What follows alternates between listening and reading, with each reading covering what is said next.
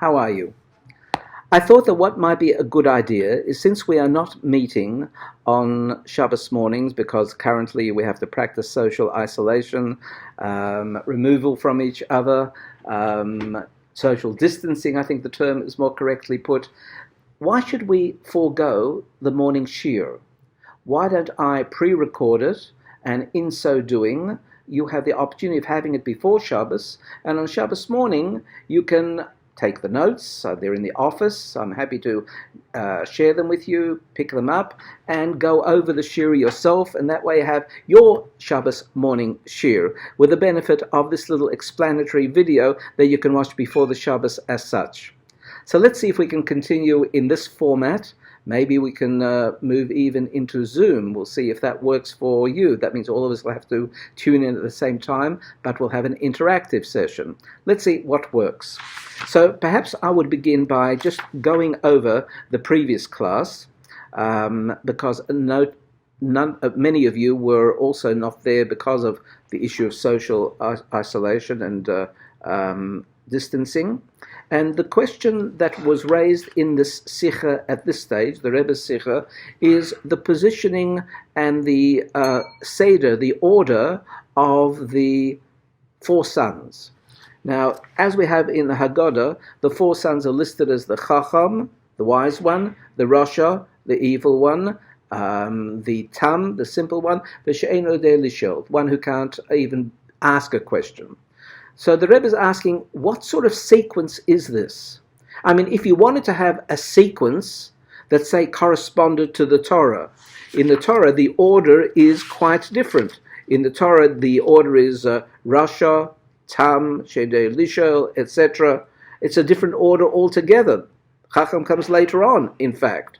Or if you don't want to put it in the order of the Torah for some reason, then logically perhaps what you should do is put it in the order of Torah observance.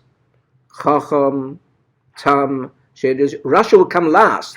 In either of these, Rasha isn't positioned, the wicked one isn't positioned next to the Chacham, the observant one. So the Rebbe is asking, why is it that in the Haggadah, however, we do that? We place them in this particular order. And also, the question that's raised, it's a very severe response to the Rasha. When the Rasha asked the question, what's all this to do with you guy? Why you? It's you. It's to do with you. You people. That's the way the Rasha talks, as if he's removing himself. Our response to the Rasha is a very severe one. The text says it's because God did this for me, meaning, but not for you. If you would have been there, you would have not been redeemed.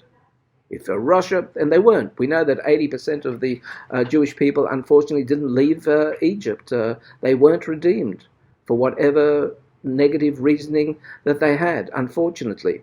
And our Rasha of our Haggadah would have been amongst them. And we say, hey, you're talking like that. If you were there, you wouldn't have come out at all. Now, what sort of response is that? It's hardly the kind of response that will cause a person to rethink, a person to search his or her ways, a person to become a Baal Tshuva. So that was the second question. And the Rebbe proceeds to speak of this and try to respond throughout the course of this particular Sikha, and asks another question. We recite the Haggadah, the vast majority of the narrative, over the second cup. The second cup corresponds to the Rasha. How is it that the majority of the narrative of all our experience is to be given in the honor of the cup of the Rasha, the second son that's mentioned? That seems to be also rather strange, does it not? And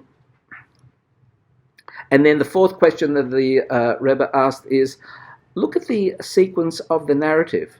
We begin long before the Exodus, long before the Egyptian experience. What's the first thing we talk about? We talk about the fact that our ancient forefathers derived from idol worship, meaning Abraham's father, Terach, was an idol worshipper. So we point out at the very beginning, idol worship. I mean, what's that got to do with Egypt? The whole narrative is dealing with Egypt and Exodus. Why does the Haggadah go back then? Start with Egypt, speak about the Exodus. Why do you have to start with a rather shameful, negative expression of our roots as such? Okay, so then the Sikha proceeds to tell us why we have this particular sequence.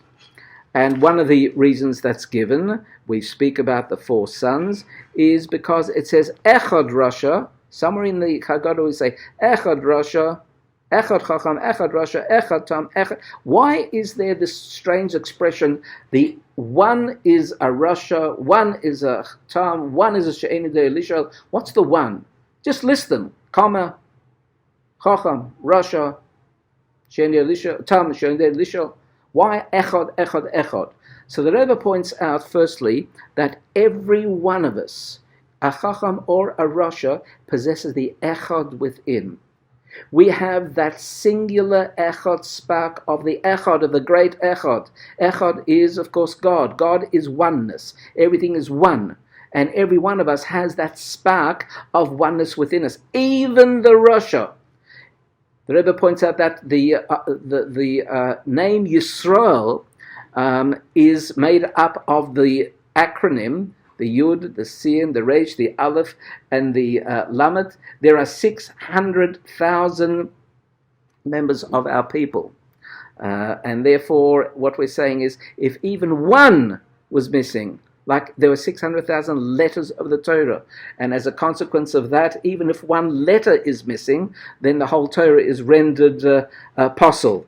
You can't utilize it as such. Likewise, even if the Rasha were missing, the Echad of the Rasha, we would be shortchanged and we wouldn't be able to function as a people at all. The Rasha is an integral, the wicked one is an integral member of the Jewish people as such. So that was just a notation that the Rebbe made. No matter what the letter is, that's important. Even no matter who we are part of the one Jewish people. Okay. The expression was Yeshishim Riboy Oishis the Torah.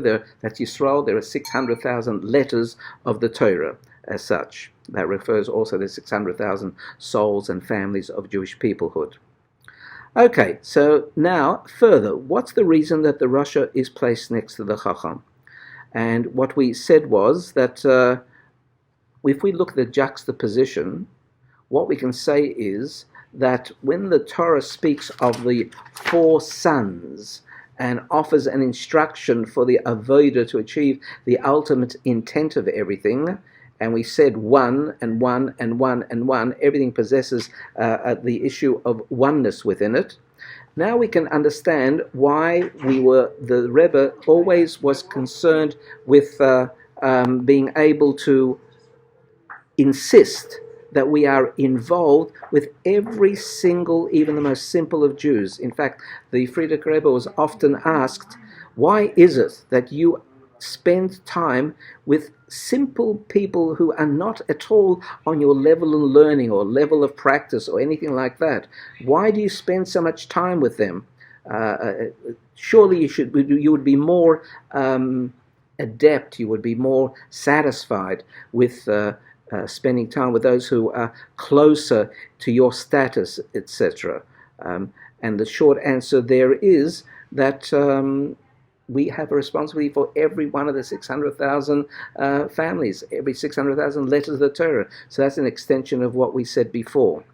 And to answer the question of why is it that we are so harsh in our response to the Rasha, it's not that we are harsh. We misunderstand what we tell the Rasha. If you were there, you would not be redeemed. No. If you were there, you wouldn't be redeemed. But you are here. Post-Mitzrayim, and post-Mitzrayim, everybody is going to be redeemed for the next Geula Shlema. And what we're offering the Rasha is therefore hope and opportunity to be able to move into that redemption phase. So it's the opposite of what the way that we usually translate and understand it is. What we're saying here is that what tell the Rasha is, if you were there, you wouldn't have been redeemed, but you're not. Baruch Hashem. you're here. And under these circumstances, you will be redeemed, because the third Geula, when Mashiach comes, will have you despite who you are. So we begin by offering hope as such. So this is just a little overview of what we did last time and a little bit further of this time, so that when you read the notes, you are able to at least have a sense of the content and a bit of the explanation. I'll try to do this every week by giving us a little bit further insight before we actually study it for ourselves. So enjoy, be well, be in touch.